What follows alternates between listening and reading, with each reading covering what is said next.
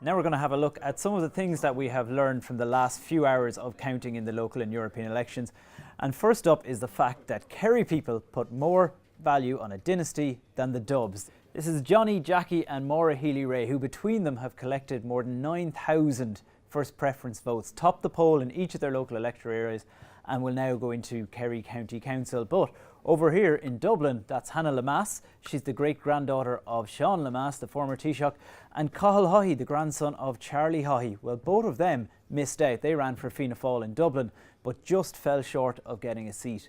The second thing is, women are really making an impact today. We had more than 500 women running in the local elections today. That's the biggest number ever.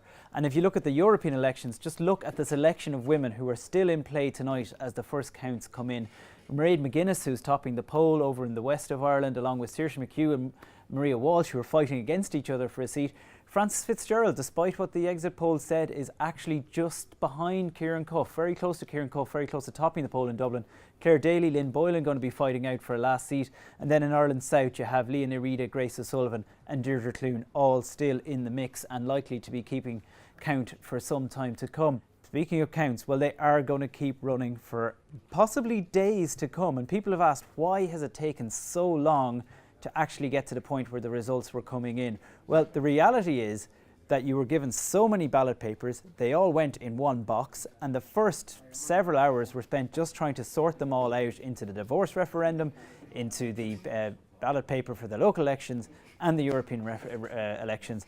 The reason, well, they say if you gave people 3 boxes at the count centres, that we'd all put them in the wrong box. So the safest option is for the people in the count centres to sort them out afterwards. Next, another thing we've learned today is that we were very divorced from the divorce referendum.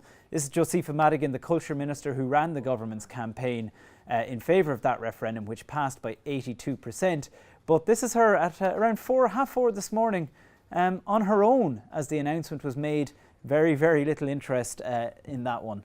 And finally, we've learned that South Dublin County Council is set to be one of the most interesting, probably the most interesting local authority in the country for the next 5 years because of these two men. This is Paddy Honohan, a former UFC fighter who was elected as a new councillor today, and Kenneth Egan. We would have known him years ago as Kenny Egan when he was an Olympic boxer, an Olympic medalist in fact.